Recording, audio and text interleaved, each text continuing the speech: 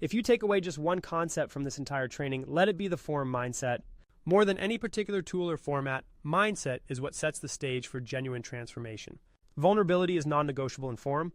That doesn't mean you have to spill every secret of your life from day one, but it does mean you should enter the room willing to share more than just your highlight reel. For example, if something in your personal life is affecting your work performance or vice versa, forum is the place to talk about it. Being vulnerable allows others to see the full picture of who you are and respond in a way that's more helpful and empathetic. How do you know if you're being vulnerable? If you're sharing your top and bottom 5%, you probably are.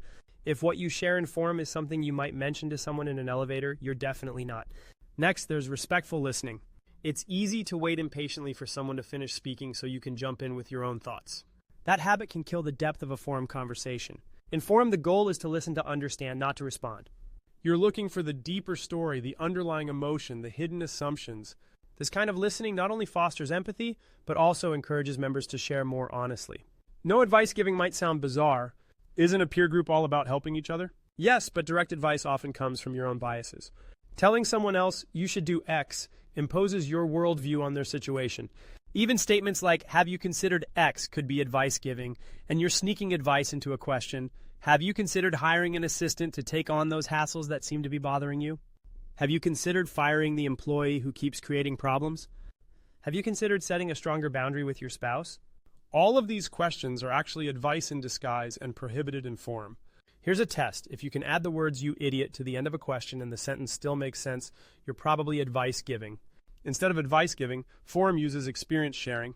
If you've faced a similar scenario, recount how you approached it, what happened, and what you learned. This way, the person presenting can glean insights that resonate with them rather than feeling pressured or judged. Another pillar is a growth orientation. Forum can be emotionally and mentally challenging at times. You might hear feedback that's hard to swallow, or you may realize you've been ignoring a major issue for months, or even years. Growth happens when you embrace that discomfort, acknowledge your blind spots, and then use forum support to make meaningful changes. How do you cultivate this mindset day to day?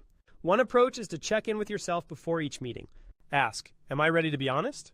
Am I prepared to listen without judgment? Am I open to learning something new, even if it disrupts my comfort zone? If the answer is yes, you're already primed for the kind of transformative experiences that define a great forum.